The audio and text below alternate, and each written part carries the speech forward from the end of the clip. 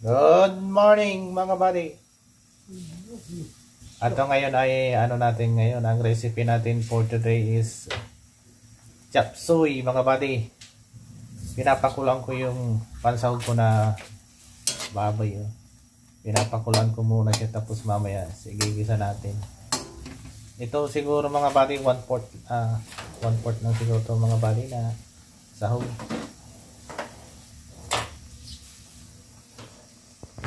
Papakulan muna natin ang mga siguro to mga buddy, mga 10 minutes. And then saka natin i-procedure yung paano siya lutuin. Madali lang to mga buddy, itong chop suey. Pagka gusto niyo ng chop suey na luto. Okay mga buddy, anahan muna natin. Papakuluan muna natin. Okay mga buddy. Ayun, lalagyan na natin ng mantika mga buddy.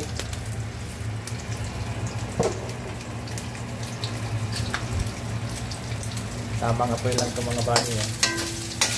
Kaya natin yung panggisa. Tingnan nyo mga buddy kasi medyo tatalsik yan, gawa nga ng pinakulo natin siya tapos nilagyan natin siya ng mantika.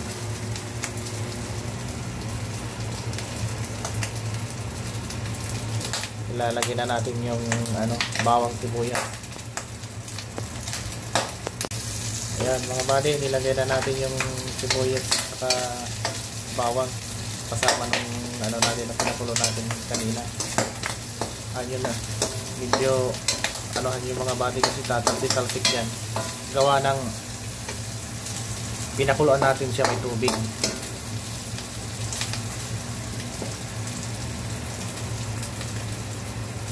Ganyan lang mga buddy na pagluluto ng chop suey. Unahin nyo muna, matigas kasi yung karne buddy, kaya medyo ilaga muna natin siya ng konti.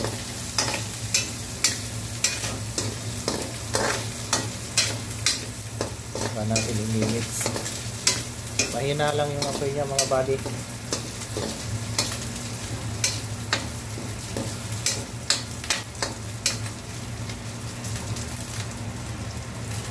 Okay, sunod na natin ang gulay mga buddy. Okay, ilagay na natin ang mga buddy. Yan, may cauliflower mga buddy, chop suey, carrots, bagyo beans, sama-sama mga buddy. Suhulog sabay-sabay lahat yan mga buddy. And then ang niyan, depende na lang po sa inyo mga buddy kung paano nyo siya titirahin ng ng gayat niya, tamang hiwa, kasi hindi naman masyadong masilan mga buddy kasi kayo lang naman ang kakain, kaya huwag na natin masyadong stylean ng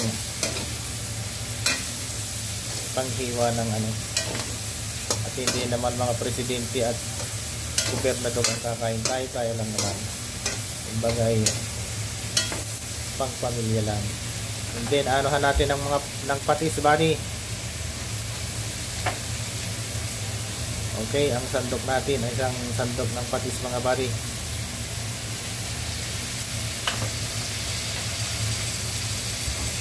Saka natin i-mix. Pagka hulog nyo ng patis buddy, i-mix nyo. Gawa nga ng yung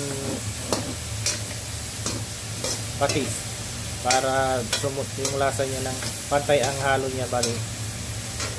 Then pag hindi nyo yan minix, yung iba dyan matabang, kaya pagka laglag natin ng patis, mix konti, lalagyan natin ng paminta, pampalasa, and then ang magic sarap.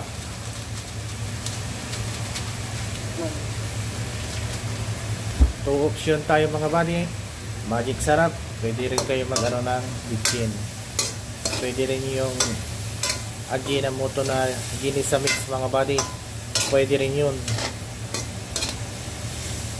pag yun ang available ninyo sa ay mix lang natin ng konti mga buddy.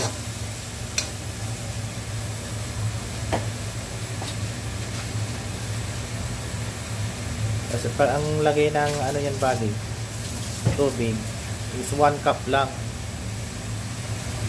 ang tubig niya. Ayan, 1 cup lang yan buddy. Ganyan lang yan, ganyan lang siya karami. Pero depende pa rin sa inyo kasi may gusto medyo may sabaw, medyo gusto ay medyo tuyo. At least nakukuha nyo yung tamang pagluto mga buddy. Okay, tatakpan natin mga buddy for 5 minutes.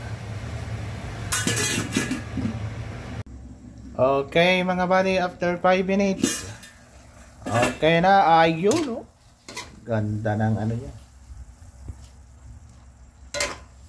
And then, ang ating malupit na sikreto mga buddy ay ang cornstarch. Lalagyan natin ng cornstarch konti para medyo malapot-lapot. 1/2 tablespoon lang mga buddy ang ilalagay natin cornstarch. Medyo malapot-lapot lang siya ng konti. Tamang ano lang mga buddy. At saka konting toyo.